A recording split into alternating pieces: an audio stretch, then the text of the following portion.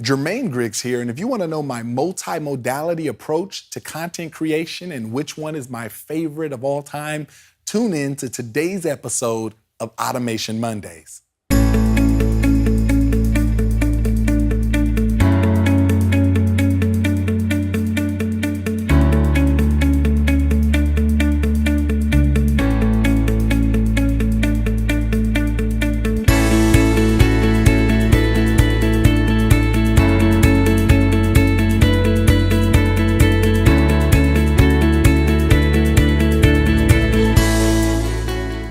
Hello, Jermaine Griggs here, founder of AutomationClinic.com and creator of Automation Mondays, which is a weekly show where I tackle a question or issue every single week without fail related to marketing, online sales funnels, lead generation, conversion, systems, automation, and everything in between.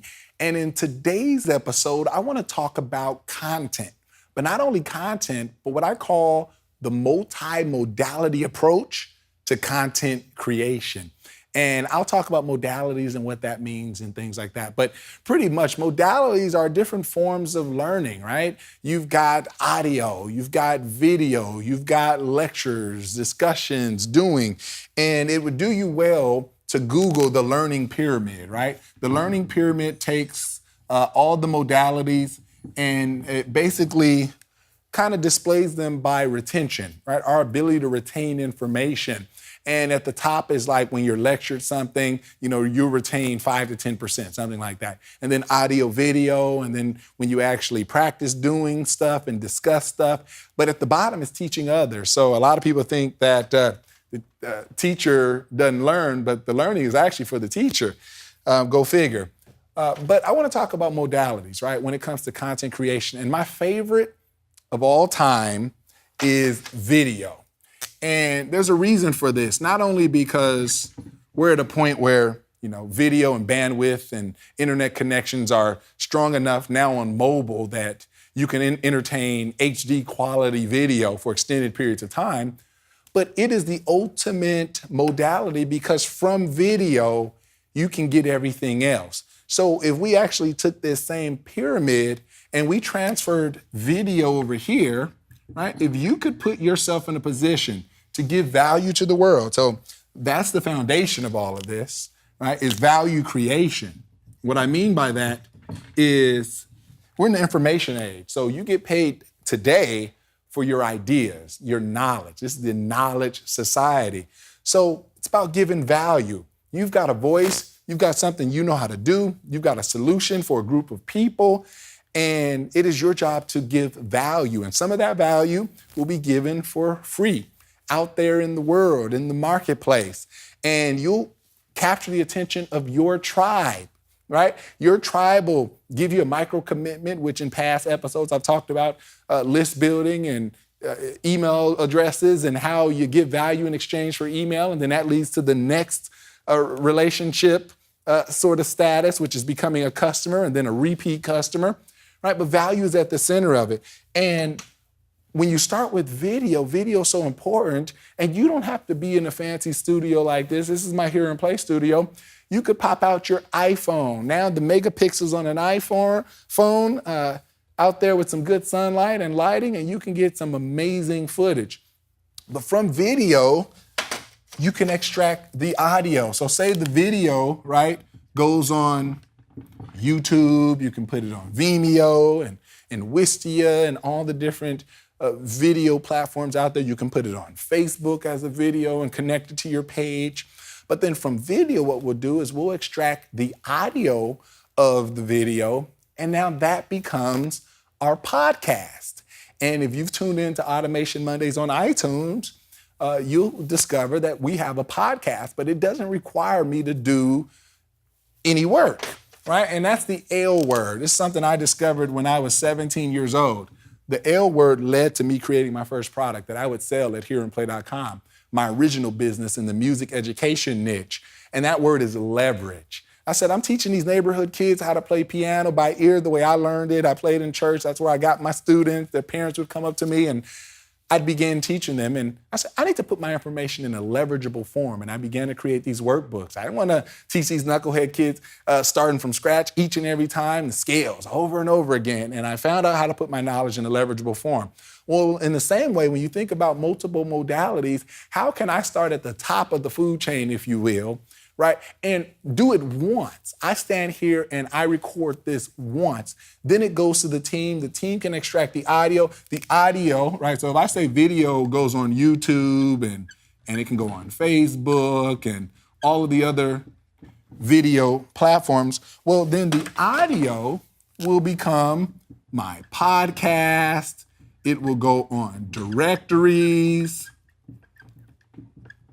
and such. And we can turn them into all types of different types of resources. We can cut them up and make them into little sound bites. And then the next thing that we can do is from the audio, we can get a freelancer, right? Now this is a global marketplace. So my transcriptionist is in the Philippines, and I remember getting them on Odesk, which is now Upwork, right? And from there, we can derive the text, right? And that's through transcription. The text will either lead us to the transcripts, right? Which is now a common value-added bonus, right? On one's blog. And another byproduct of that is now the search engines. Now, your MP3, right, doesn't do as well with the search engines because it's sort of in a modality that's hard to decipher, right? It's an MP3. But when you take the text out of that MP3, get someone to transcribe it, 10 minutes of talk could turn into multiple pages now that you put on your blog or you link to it from your blog. And now you've got your transcripts out there, searchable online, an extra resource for people that like to read on the trains or on the planes. And now they've got that. But another thing you can do is take the text using the same services like Upwork. I have people that write my articles, and they're not as expensive as you think. Someone who blogs on my Hear and Play site every single day, and it doesn't cost much at all. Remember, global marketplace.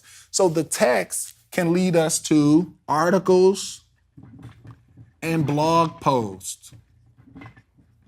Keep in mind, I started with a video, the top of the food chain. The audio was extracted from that. The text was extracted from that. Now we've got little articles, because if you're like me, you can go back to my Automation Mondays and I'll start a topic and, I could go 4 different ways. That could be 4 different articles. Like we started talking about the learning pyramid. That could be an article all by itself, with some more research done.